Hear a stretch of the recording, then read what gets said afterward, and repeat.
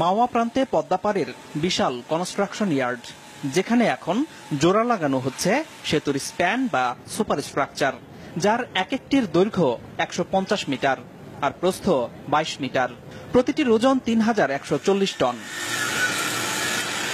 এরই মধ্যে 3টি স্প্যান তৈরি, আরো 4টি জোড়া লাগানোর কাজ চলছে, আর 13টির নির্মাণ চলছে চীনে, যেগুলো জাহাজে করে পদ্মাপাড়ে এনে জোড়া লাগানো হবে অন্যগুলোর মতোই। সেতুটিতে মোট 41টি স্প্যান থাকবে। এই স্প্যান বসানো হবে পিলারের উপর। নদীর বুকে সেই পিলার স্থাপনের কাজও চলছে জোর গতিতে। এই 3600 টনের ক্রেন দিয়ে স্প্যান বসানো হবে মূল কাঠামোয়। আমি এখন দাঁড়িয়ে আছি পদ্মা সেতুর 37 নম্বর পিলারের সামনে, এবং এই পিলারে এরই মধ্যে 6টি পাইল স্থাপনের কাজ শেষ হয়েছে। এই যে বিশাল ফাঁকা অংশ, এখানে এখন ঢালাই দিয়ে পুরো অংশটুকু ভরে ফেলা হবে, এবং এই ঢালাই দিয়ে ভরার পর এখানে একটি পিয়ার উঠবে, তার উপরেই বসানো হবে সুপার স্ট্রাকচার বা স্প্যান, যার উপর দিয়ে চলবে গাড়ি এবং নিচ দিয়ে তৈরি হবে রেলপথ। আমরা যতটুকু জানতে পেরেছি, এই পিয়ারটা স্থাপন করে সুপার স্ট্রাকচার বা স্প্যানটি বসানো হবে জুন মাসের শেষ নাগাদ। এখন পিলারে পোতা অনেক পাইলেই কংক্রিটের ঢালাই চলছে। 2 শিফটে দিন রাত বিরামহীন সেই কাজ করছে দেশীয় চীনা শ্রমিক এবং প্রকৌশলীরা।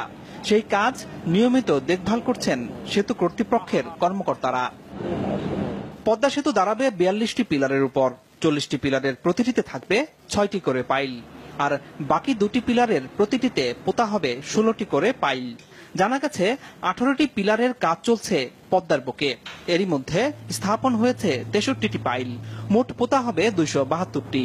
প্রকল্প সংশ্লিষ্টরা জানান, চলতি বছর সেতুর 37 থেকে 42 নম্বর পিলারে 5টি স্প্যান বসানোর পরিকল্পনা রয়েছে তাদের।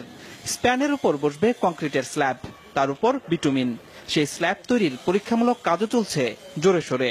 মাওয়াতে আমরা এখনো কোনো পাইল শুরু করতে পারিনি। লোড টেস্ট করছিলাম, সেই লোড টেস্টের রেজাল্ট ঠিক মতো না হয় আমরা অন্যভাবে আবার কাজ করছি, নতুন ডিজাইনে কাজ করছি। তো সেই লোড টেস্ট এখন সাকসেসফুল ইনশাল্লাহ।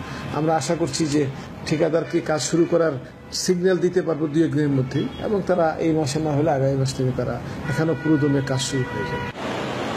তবে নদীর তীব্র স্রোত, ঢেউ, ভাঙন, নদীর তলদেশ হঠাৎ ধসসহ এলাকার প্রাকৃতিকগত প্রতিকূলতার জন্য সেতু নির্মাণ কাজ অনেক সময়ই বাধাগ্রস্ত হয়। সে কারণে এখন পর্যন্ত মূল সেতুর কাজ পরিকল্পনার চেয়ে পিছিয়েও আছে কিছু ক্ষেত্রে। প্রকল্প সংশ্লিষ্টরা জানান, 2018 সালের নভেম্বরের মধ্যে মূল সেতুর নির্মাণে ঠিকাদার চুক্তিবদ্ধ হলেও কাজ শেষ হতে আরো সময় লাগতে পারে। নদীর উপরে প্রায় 100 ফিট উপরে কাজগুলো, এর মধ্যে বাতাস আসলে কি হবে, অনেকগুলো আছে, মানে এক্সটার্নাল কন্ডিশন, যেটা পরিবেশগত দিক।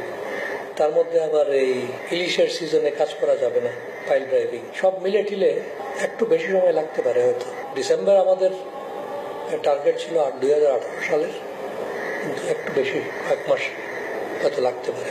যাতে আমাদের টার্গেট অনুযায়ী কাজ করতে পারি, এটা করতে গিয়ে আমাদের ইকুইপমেন্ট, ম্যাটেরিয়াল এবং ম্যান পাওয়ার আমরা বাড়াচ্ছি। এখন পর্যন্ত মূল সেতুর অগ্রগতি প্রায় 43 ভাগ, আর প্রকল্পের মোট অগ্রগতি প্রায় 44 ভাগ। আনোয়ার হোসেন, মাছরাঙা সংবাদ, মাওয়া, মুন্সিগঞ্জ।